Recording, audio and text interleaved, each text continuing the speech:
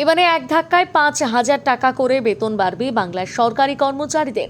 পুজোর আগে বড়সড় সুখবর শোনালো রাজ্য সরকার। কিন্তু কারা পাচ্ছেন এই বাড়তি বেতন, কবে থেকেই বা কার্যকর হবে নতুন বেতন, আর কি বড় সিদ্ধান্ত নিল সরকার জানুন।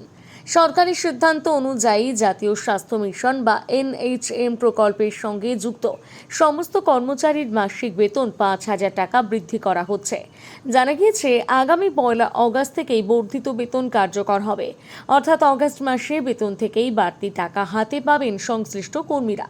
এবার অনেকেই প্রশ্ন করছেন, NHM বা ন্যাশনাল হেলথ মিশনের আওতায় কারা পড়েন। জানিয়ে রাখি, এটি কেন্দ্রের স্বাস্থ্য ও পরিবার কল্যাণ মন্ত্রকের একটি গুরুত্বপূর্ণ স্বাস্থ্য কর্মসূচি। তবে রাজ্যে কর্মরত এই প্রকল্পের কর্মীদের বেতন বৃদ্ধির সিদ্ধান্ত নিয়েছে পশ্চিমবঙ্গ সরকার।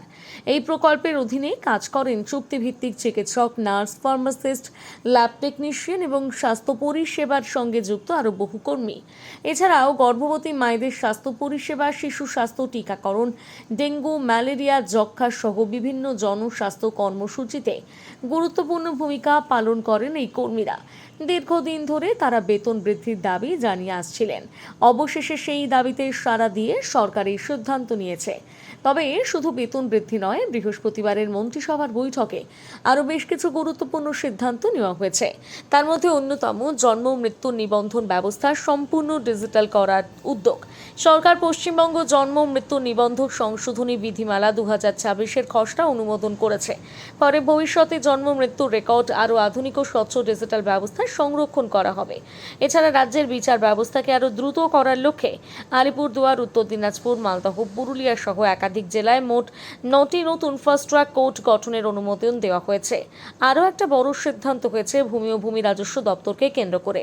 সরকার জানিয়েছে, এখন থেকে রেকর্ড অফ রাইটস, খতিয়ান বা প্লট সংক্রান্ত তথ্য পাওয়ার জন্য সাধারণ মানুষকে আর কোনো ফি দিতে হবে না, অর্থাৎ এই পরিষেবা বিনামূল্যে পাওয়া যাবে। সব মিলিয়ে একদিকে যেমন সরকারি স্বাস্থ্য কর্মীদের জন্য বেতন বৃদ্ধি, অন্যদিকে সাধারণ মানুষের জন্য ডিজিটাল পরিষেবা, দ্রুত বিচার ব্যবস্থা এবং বিনামূল্যে জমির নথি পাওয়ার সুযোগ, সবকিছু মিলিয়ে একাধিক গুরুত্বপূর্ণ সিদ্ধান্ত নিয়েছে রাজ্য সরকার। এখন দেখার বিষয়, এই ঘোষণাগুলো কত দ্রুত বাস্তবে কার্যকর হয় এবং সাধারণ মানুষ তার পূর্ণ সুবিধা কত তাড়াতাড়ি পান। আপনার কি মত? NHM কর্মীদের ৫,০০০ টাকা বেতন বৃদ্ধি কি যথেষ্ট, নাকি আরও বাড়ানো উচিত? আর সরকারের এই নতুন সিদ্ধান্তগুলোর মধ্যে কোনটি আপনার কাছে সবচেয়ে গুরুত্বপূর্ণ বলে মনে হয়েছে? জানাতে ভুলবেন না আপনার মতামত কমেন্ট করে।